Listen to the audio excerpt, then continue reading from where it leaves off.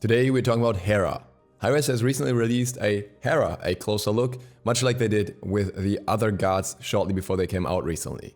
And as such, we're going to go through that and compare that a little bit with the data mining along with it as well. First of all, who is Hera? Hera, Queen of the Gods, is a complex and regal goddess. She's the patroness of women, marriage and family, but she's also much more than that. Hera has overseen many great events in mythology and has used her power to shape the path of history. The Queen of the Gods can influence anyone, even other divine beings. Our vision. The Queen of the Gods is powerful and wise. Mythology is filled with vengeance and jealousy, but these are traits that she's trying to overcome as she becomes more of a leader. The Iliad shows her as cunning and tactful, yet motivated by envy. She executes an elaborate plan with the goddess Athena to cause the downfall of Troy, encountering many other Greek gods in the process. For each situation she navigates, she either convinces others to help her, manipulates and betrays them, or sends her subjects to enforce her desires. Theme, royalty and influence. Visuals, a queen and absolute leader.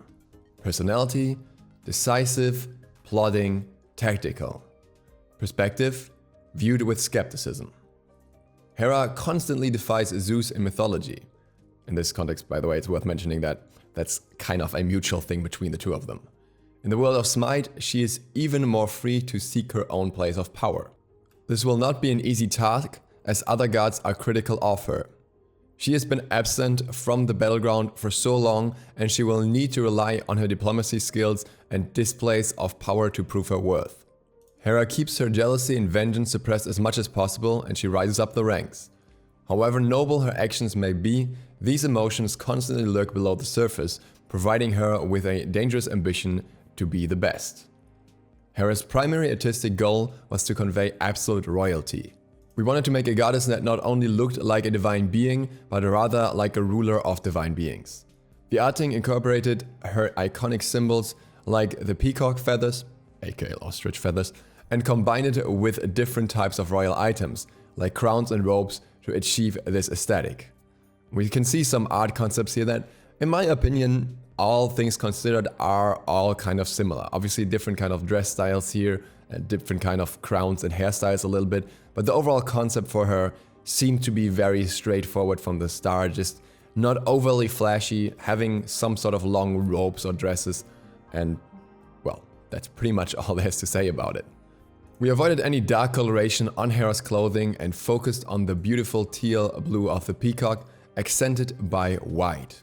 We found the right crown that felt regal, yet still fashionable. We added more jewelry and extravagant accessories to make her status even more visually apparent. So we can see in the final design, she's got a fair bit of golden armor parts as well, along with everything else. And we also see the scepter, which is pretty glowy and pretty fancy as well, considering how many other gods are designed. So that is her overall concept. We also decided to pair Hera with another character. This would help differentiate her visual appearance and her playstyle within Smite. A character named Argus is referenced as being under Hera's command in the myth of Io and Zeus, and after a brief look into his mythology, we decided he would be the perfect partner. Argus is described as a giant covered with eyes. He's a primordial being and a powerful fighter. In his myth, he even slays the queen of monsters, Echidna. We wanted to take a unique approach to Argus and find a look that would pair well with Hera.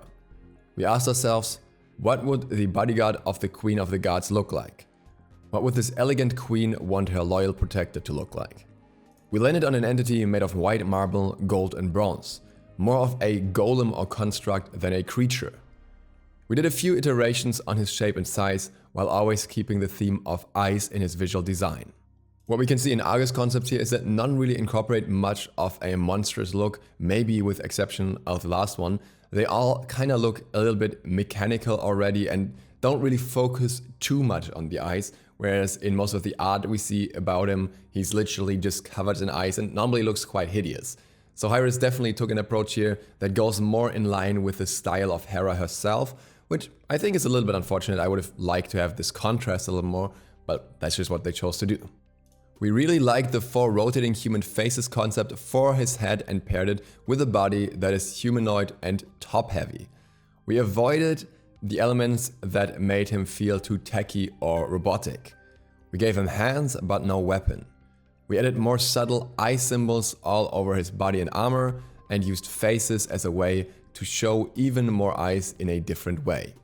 So in the final version here we see again some more eyes, one on the chest, one drawn on his kilt, and then some more other eye symbols here and there. Still not overly many in my opinion. I think those gems could have been turned into more eyes as well, but well, whatever works. Hera's kit focuses on leadership and tactics.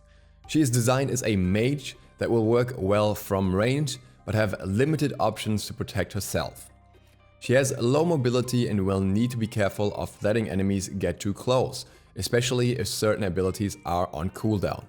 Experienced Hera players will be able to influence the battleground with constant damage and crowd control from a safe range. Her unique gameplay elements are an ultimate ability that summons a controllable pet, Argus, a passive ability that decreases the cooldown of Argus by successfully hitting enemies, allowing for a very short ultimate cooldown when played well, a new combination of area hit shapes in a single ability, cone and rectangle slam, the ability to reposition enemy minions, no dash or leap ability, and a non-ultimate polymorph ability. At this point we could already look into the data mining and compare some things, but let's go over the specifics of the abilities here first. Hera has no dash or leap, and even less ways to reduce incoming damage than Baron does. She also has no natural way to heal herself. Because of these features, her primary damaging ability is strong for wave clear and is on low cooldown. Hera also has other strength to make up for these weaknesses, like her ability to polymorph enemy guards and of course her ally Argus. Argus takes the gameplay to a whole new level, letting skilled Hera players shine even more.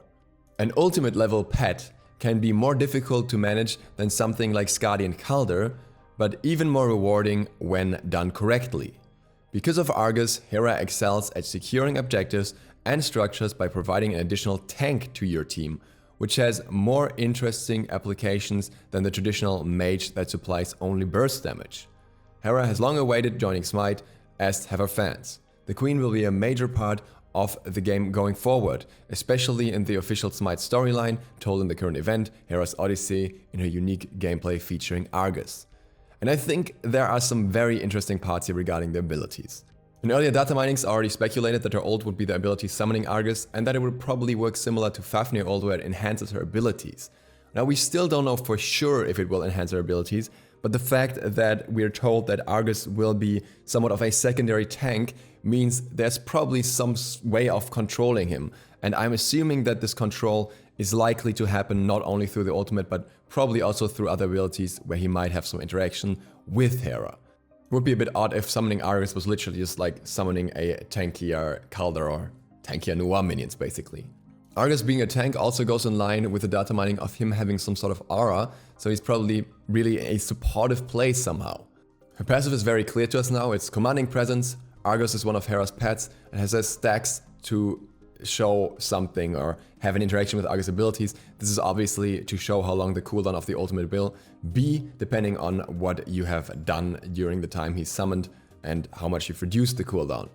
The cone and rectangle ability is very likely Hera's first ability, the Servant's Attack, because this already had a cone target to begin with and closes and opens this portal for Argus somehow, which will somehow lead to Hera's minion attacking a ground target, and it also has a knock up, so it kind of works with the slam as well. So I guess it's a cone area first and then Argus slams down somehow, maybe appears out of a portal, and in that moment the enemy will get knocked up. We were already familiar with the polymorph, so not much of a surprise there. You can simply polymorph your enemies in some way or another. And the more interesting part to me is the fact that there is some sort of way of repositioning enemy minions. Now, some gods can reposition enemy minions anyways, it's not something that is impossible, but gods that have a way of stacking up minions for their allies can be very useful in support to build early pressure. If you can just stack up minions for certain gods, they can clear much more effectively, and that can be a benefit in lane, much depending on the god really. Think for example putting all minions in a cluster and having Hou Yi double bounce all of them from a wall. It generally seems like Hera could be very flexible in where she's played, It's said that she has a lot of damage, obviously, but at the same time, with her having basically an off tank through Argus, you could obviously put her into solo or maybe even support as well, depending on how exactly she works, because that way you can just have an additional damaging character on the field and have Argus do the tanking job. The question is how much tanking he can do in a fight with his players, or how much of it is mostly just tanking objectives. If Argus' tanking potential is too high, then we're in for a very scary release, because then Hera is basically two things at once. She's an off tank, but she's also a very high bursting mage.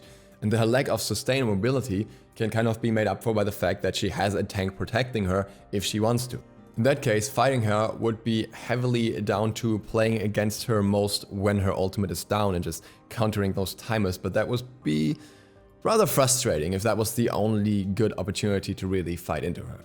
We'll possibly find out more about Hera throughout the week, and then definitely towards the end of next week on Friday, where she will be announced in the patch notes. And with that, thank you guys very much for watching. I hope this was interesting and insightful. If you're new to the channel, feel free to click the sub button and ring the bell. And other than that, see you for the next one tomorrow. DukeSloth, out.